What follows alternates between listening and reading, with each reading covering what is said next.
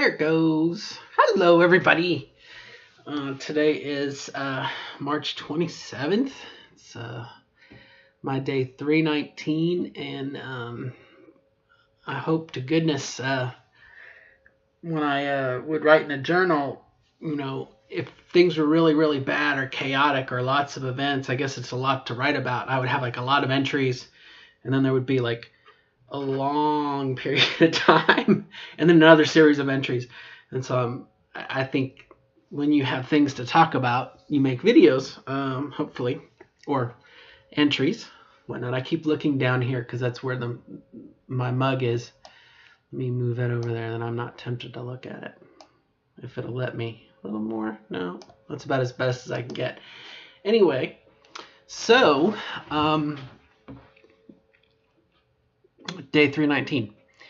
I just wanted to follow up on the idea of fitness and exercise. I am on track as far as you could be on day 4 of a change. I did weigh in this morning at 319, which means that I am less than 100 pounds from my goal now, which is pretty darn different from a mental point of view. Even though it was just yesterday, I was kind of complaining and whining and having my emotional moment. I'm on this side of 100 pounds to lose now, which is a little bit of a woohoo incentive. Still have 99.7 whatever it is pounds to go, but there's a bit of a psychological mental thing to say less than 100 pounds, And I don't know if less than 90 pounds will be any more or less exciting. I assume any less is better than, And there'll come a time when I gain, and I'll cross that bridge when I get to it. And from what else I remember from losing weight in the past, it's best. I think weighing, for myself, I like to weigh every day when I get up. It gives me a little boost. But knowing that one day, because our weights fluctuate from whatever reason, lots of circumstances, there are days that we're not going to lose weight. I'm not going to lose weight, and I can't beat myself up for that. The idea is to look at it from week to week, and over the course of hopefully the next, and I don't remember if it's a year is 52 or 54. We'll just say 52. Over the course of the next 52 weeks, hopefully each time will be less and less and less and less. But the government tracker that I'm using, that I mentioned yesterday, through the CDC or the U.S. Departments of Health or whatnot, it actually has a day-to-day graph in it, and it's really kind of neat. I don't know how good I can do, and shows you that this is totally improvised here.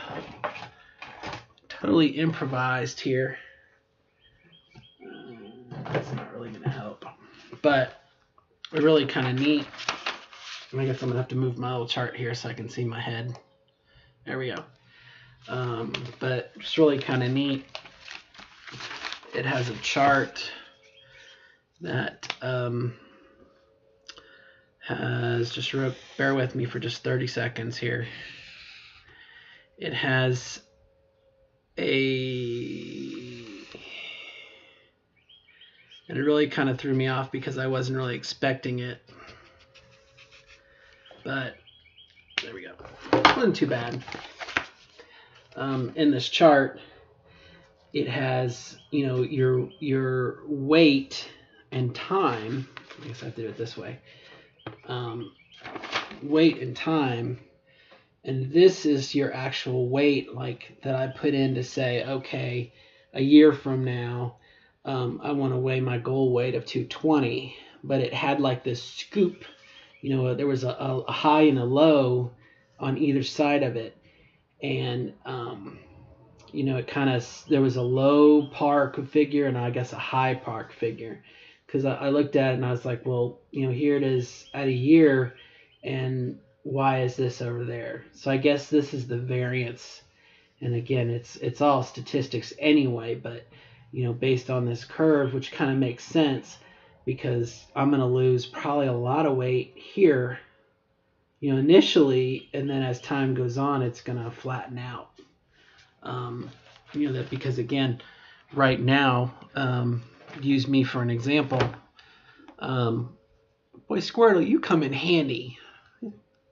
There's a lot of fat and whatnot that I'm carrying with me. And so, kind of like holding in your hand, for me, it would be two 52-pound dumbbells, 104, 53-pound dumbbells in each hand. I'm walking around with that now. And so that's as I exercise, just my natural body girth is that extra weight. And so as time, I'm going to get less and less, smaller dumbbells. And till finally there won't be just me, the main dumbbell, I guess. But, let me move me out of the screen there. So that's why, plus you just, I think it gets harder over time, as with most endeavors.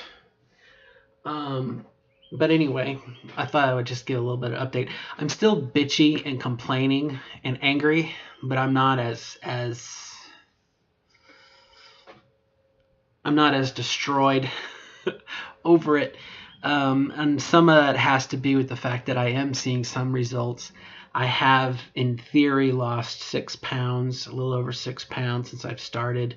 And so, a day or two ago, what was, the impossible dream is kind of saying, okay, well, I guess this might actually work. But it's definitely quite a challenge to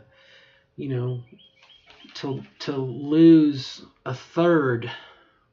You're losing a third of what you are, and I don't know if I'm going to keep it off or not. And it's one of those things. It's stuff that it's good for us. That's kind of like our parents telling us to do something. We're like, well, I don't want to do it. And they're like, well, it's good for you. It's good for you in different ways, and I can't share with you. As I was walking this morning, I was curious what, if, for the sake of discussion, assume that I could pull out a third of my body mass. What third am I going to pull out? As some of the, the hormones have kind of fatted me up a little bit. Am I going to lose? I don't want to lose what little breasts I have. Is it the fat going to come maybe from my old guy storage areas? I still have a spare tire and love handles, as it were. Is that the fat, assuming that I'm still going to build my muscle? Where is this 106 pounds going to come from? I don't know. Where did the 6 pounds, where did the 6 pounds go from? Did it? So anyway, but the main thing is I am sticking with it and I'm going forward, and I am very, very thankful to be where I am and work for such a good company that doesn't mind that I spend my lunch going for a walk, or that I take a 10-minute, 15-minute break and go for a walk. I mean, that is awesome. Being able to work from home is also a very positive thing, because downstairs in the basement, I have a treadmill. At one point I had an exercise bike. I have free weights. There's no excuse like, oh, go to the gym or whatnot. It is all right here, self-contained, rain or shine, snow, climate controlled. There's no excuse. And when the weather is nice, doing an experiment there on a quilt on the window. Again, there's no excuse. Just have to get up and do it. So kind of what I alluded to the other day, where I said the burden is on me. This is totally within my control. If I decide to get up and exercise or go for a walk, as opposed to sitting and watching TV, which I don't do anyway, but I do play video games. I am making that decision, and so I'm very thankful to be in that position. Uh, not to be in like an abusive relationship where the other person wouldn't let me do it, or to, maybe you could say fiscal things, although it doesn't cost any money to go walk outside.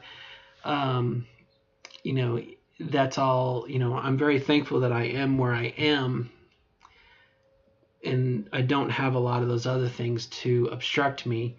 To be fair, because it sounds like, oh, easy street. I was in an abusive relationship. I was in a bad environment. I was previously, all of those other things I have experienced, but I've just now gotten to this area over here. I've freed myself of those things, and so it's not just easy street, as they say. All right, well, I'm gonna spend my time walking and getting exercise, and like I said, food has not been a problem for me because I don't really eat. Like, I don't have a special food that I like. And so I've kind of jokingly, I'd said in the past that if the government could come up with a pill, a tablet that was like your nutrients for the day, I could take that pill and be done with it. Like, don't sit down to eat, don't do anything, just take the pill, and that's your nutrients. I think in Doctor Who, Invasion of Time, it was a Tom Baker episode, and the person's name, I believe, was Rodan, not the bird, but it was another Time Lord, and they did that. They had tablets, and they didn't eat food like we do. They would take the tablet, and that was their nutrition for the day. So anyway, bye. Good luck, everybody.